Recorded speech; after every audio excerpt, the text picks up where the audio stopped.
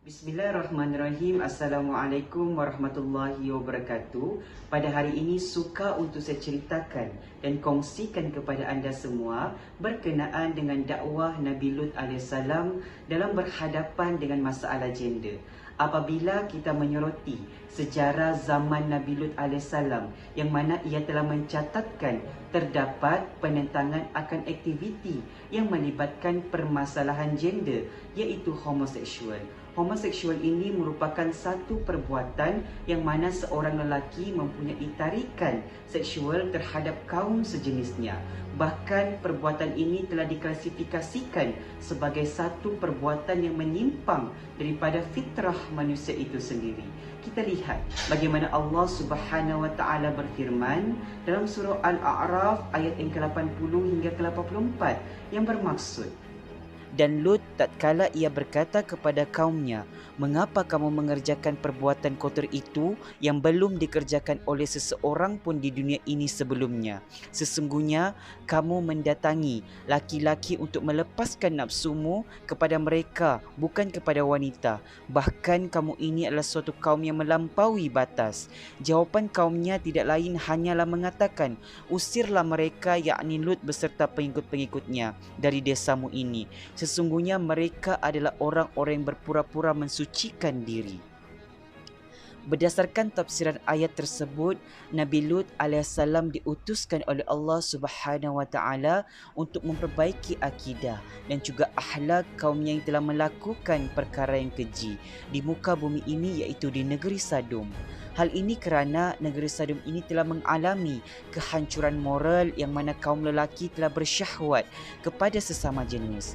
Nabi Lut AS adalah putra kepada Haran bin Tarah.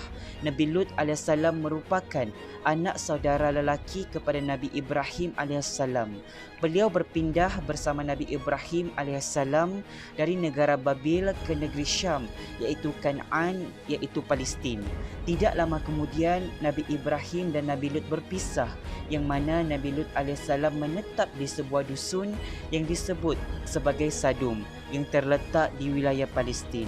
Ibnu Kathir dalam kitabnya iaitu Al-Bidayah wal Al-Nihayah turut menukilkan bahawa mereka melakukan dosa yang belum pernah dilakukan oleh seseorang itu dari Bani Adam, iaitu seorang lelaki mendekati dan menggauli lelaki dan enggan berkahwin dengan wanita yang Allah jadikan untuk orang-orang yang soleh. Masyarakat Sadum ini memiliki nilai moral yang amat rendah, pemikiran mental yang meleset dan tidak mempunyai pegangan agama atau nilai kemanusiaan yang beradab. Malahan, maksiat dan kemungkaran bermaharajalela dengan pergaulan hidup mereka. Bahkan, masyarakat Sadum turut mempunyai perbuatan yang keji seperti merompak, mencuri dan merampas harta orang turut menjadikan aktiviti pada masyarakat ini. Sekiranya diberikan nasihat dan ditakutkan melalui siksaan Allah Subhanahu wa taala, mereka akan menjawab, "Dan datanglah siksaan Allah itu, wahai Lut, sekiranya engkau orang yang benar."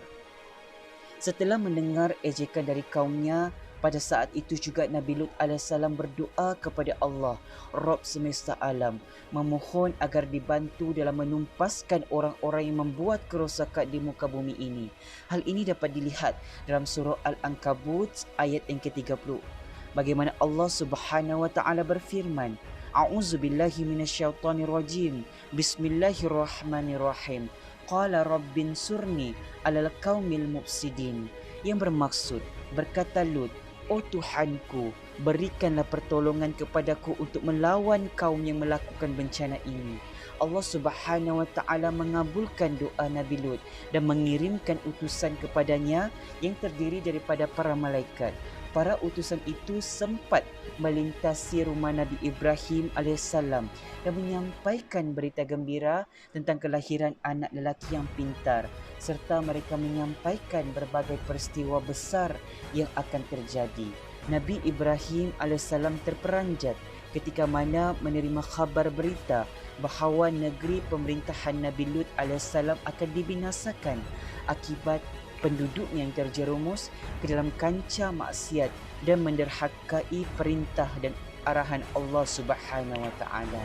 Para ahli tafsir mengatakan setelah rombongan para malaikat yang terdiri daripada malaikat Jibril, Mikail dan Israfil berangkat meninggalkan Nabi Ibrahim AS, mereka langsung menuju ke negeri Sadum dalam keadaan yang wujud para pemuda yang tampan sebagai ujian dari Allah Subhanahu Wa Taala bagi kaum Lut dan juga untuk memberikan hujah atas mereka. Nabi Lut AS merisau dan takut akan laporan yang disampaikan oleh anak gadisnya yang mana ada tetamu lelaki yang tampan yang ingin bertandang ke rumahnya. Oleh itu, budi luhur dan sifat ramah mesra serta mencintai tetamu yang ada padanya mendesak ia agar tidak menolak kedatangan musafir yang meniti jarak perjalanan yang jauh untuk tinggal di rumahnya beberapa ketika.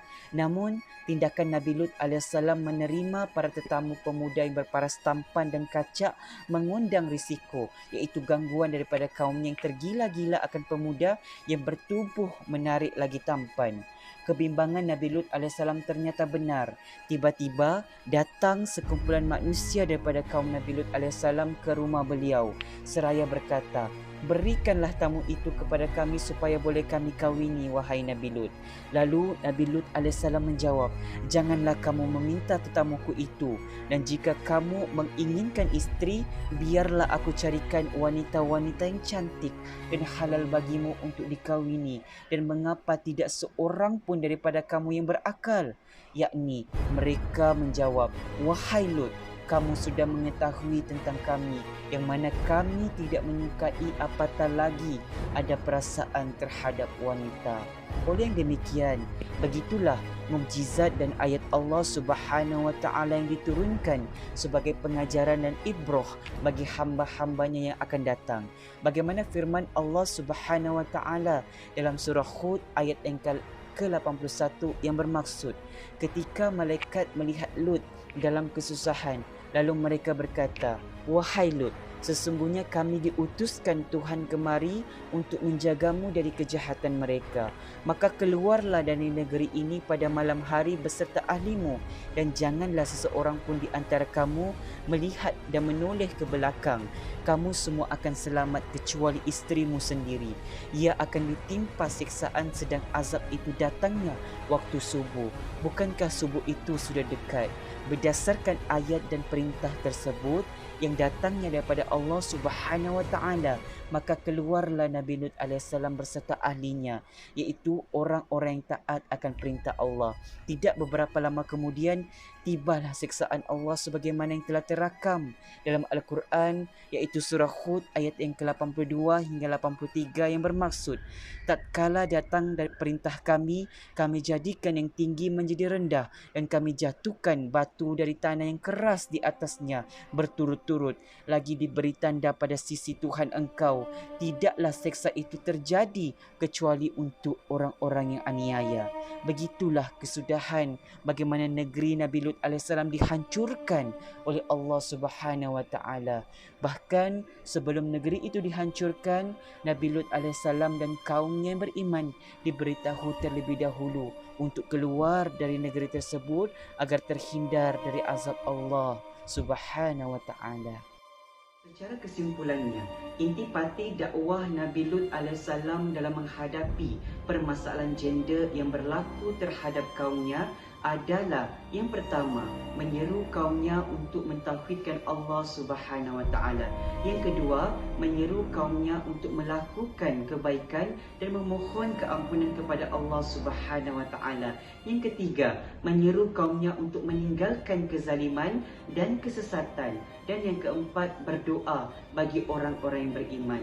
Justru itu, masyarakat Islam pada hari ini perlu cakna akan berkenaan dengan masalah gender, khususnya yang berkenaan dengan homoseksual, dan perlu untuk bersedia dan berhadapan bagi mencegah masalah ini dengan berlandaskan syariat Islam. Oleh itu, marilah sama-sama kita mengambil ibrah dan pengajaran di atas apa yang telah berlaku pada kaum Nabi Lut AS, bagaimana Allah Subhanahu Wa Taala telah menghapuskan kaum ini daripada muka-muka bumi ini.